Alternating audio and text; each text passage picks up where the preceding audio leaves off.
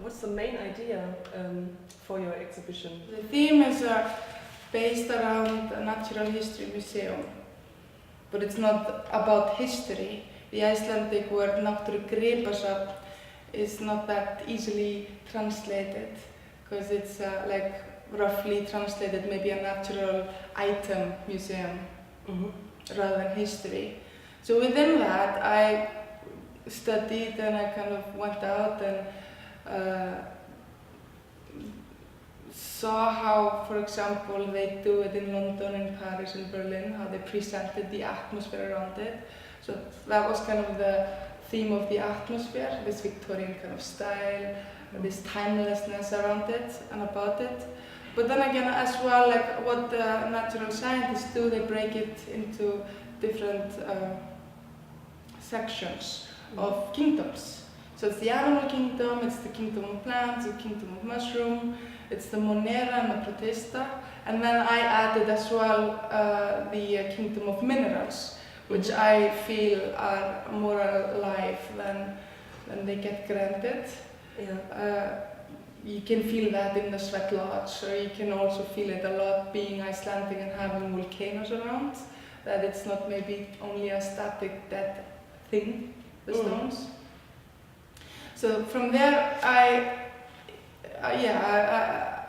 did my visual research, just like the scientist. The science, the word, means to break down things, organize. And the same I've done kind of with visuals, to break it down and rearrange it. I'm not in a competition or whatever with the creations, but you know, having fun with it and adding to it and playing with it. From that source, I put it together. So, and what kind of media do you use? When I had a look at the exhibition, and I was really fascinated because sometimes you cannot say if is it painting or is it photography, a collage, and I was just very close to it and I could not find out. So well, if we take the stones, for example, they are photographs I originally made in this museum in the east called Listasafn Íslands. Okay. And those are printed out in different sizes, and I cut them out, and then I have forms and colors. And from there on I try to puzzle it together again, and I glue it together so it makes this kind of collage. Yeah. But because it's all cut out, it does do a little relief, you know, feel to it. And then I paint it to give it a little bit more of a depth. Okay. And so they fuse together, and at the end I lacquer it, you know, so it has this kind of finished touch to it. Yeah. So mixing the medias and being curious, and also, as you said, I have print, like silk screen work, it's sculptures, it's video, it's pure photograph, and being, you know, also, I don't know, the idea kind of seeks its own method or media, and adding to the skills that I can do is just more fun for me than only doing it in one media.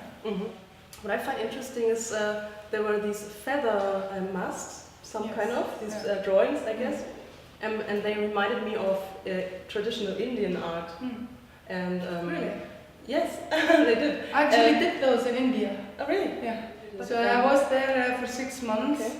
I took like all the videos are filmed there as well.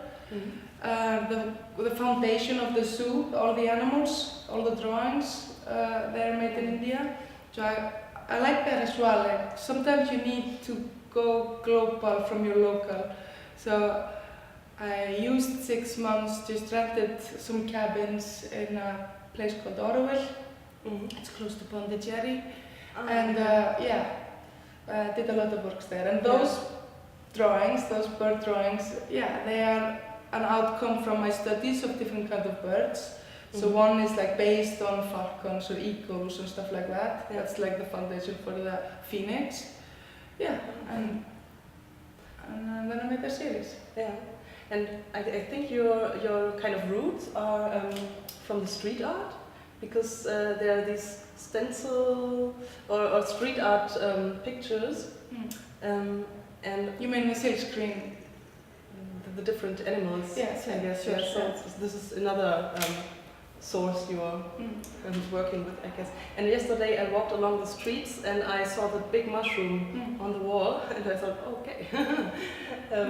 Is it part of the exhibition as well? Yes. Are there more pictures in the city here? There are 4 right okay. now. I'd like to finish it with mineral monera on protesta. We'll see how much time I'll have to do that.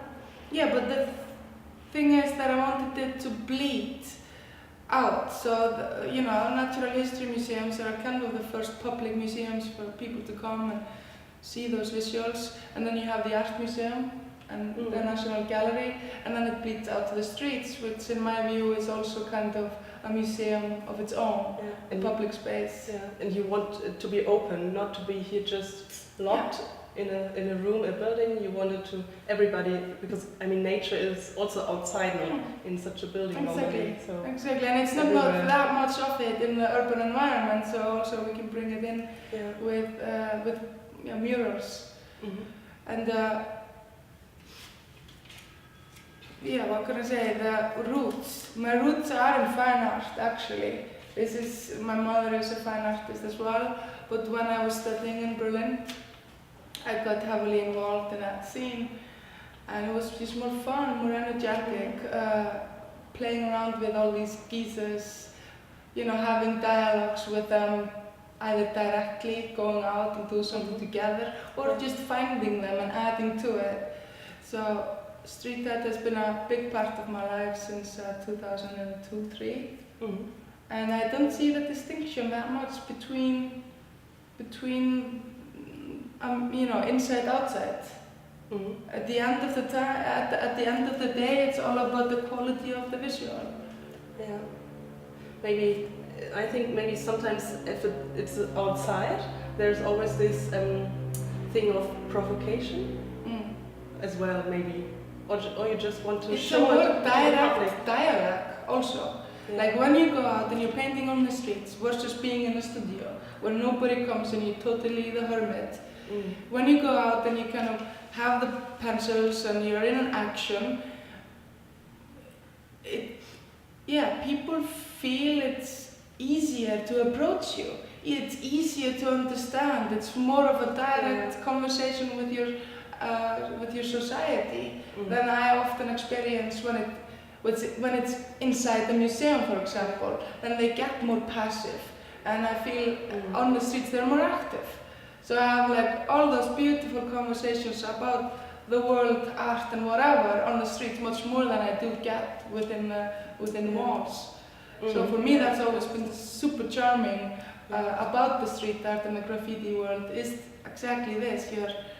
You're playing, you're outside, you're closer to other people. Yeah. And that's kind of what I want to also do with my street art, is not to be destructive, but to be constructive and make it maybe more humanized.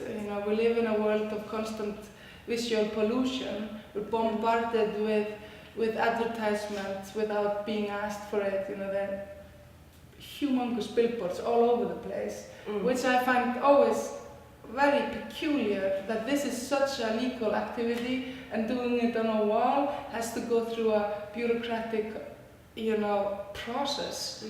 So I kind of skipped that as well, so I didn't talk to the city. I completely financed all my street art work and did it in collaboration with the house owners. Okay. Which is a very special question. On one picture I saw the scientist Victor Schaumburger. Who is he?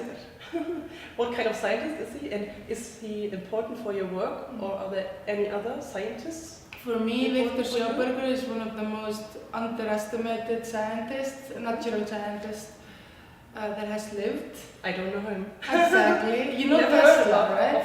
So Tesla has gotten his recognition with the years, right? So he used to be like this kind of underdog, strange person. Victor Schaumburger maybe a little bit as well. His father, grandfather, great-grandfather, he comes from a line of forest scientists, or keeper of forests, right? So his history is just very appealing to me. He is the inventor, for example, just to take one example. He made it possible to cultivate or use the forest in a larger scale, in an industrial scale, by making a slope. You know, so it was a gigantic slope that went up to the hills where, you know, in the beginning of the 20th century, you know, we didn't have heavy machinery that could do that. Yeah. And he based it on the movement of a water snake, because he had gained a lot of knowledge through his family of how the forest, you know, functions, the whole system of it. Also how the animals, how the shade is important for the water, how the spiral is recharging basically the water, so the water is alive versus just the still water. And this slope, which was just filled with a little bit of water and kind of had this water snake movement to it, meant that large logs were able to be transported to a more convenient location. All these kinds of knowledge, and which he also always just based on observing nature, observing and understanding nature, and finding new knowledge within that, and that's been a true inspiration for me, for sure. You know, open your eyes and look at it a little bit longer, and try to make sense out of it, and also the spirit of it. So he was the most important scientist, or did you have any other scientists you? Well, no, for me he is like because we know a lot of, like Ernst Haeckel is another one that I looked a lot to. He did the art forms in nature, very famous. Yeah, exactly, Haeckel. And you know, because he had the struggle between being a scientist and an artist, and he was the first one to get this load of deep sea water and analyze it, and he drew all the protistas and the moneras. The famous drawings, I guess. Exactly, that book. So I was wondering to take him also, and I do it in a way of like the white sculptures are kind of based on his stylized version of them, because they're not completely accurate, because he's such a fine sense of beauty, so he can let's have it a little bit like this, because it's more beautiful, more symmetric, or whatever. But at the end, I find that Sjábergur hasn't got the recognition that he deserves. So I wanted to draw him out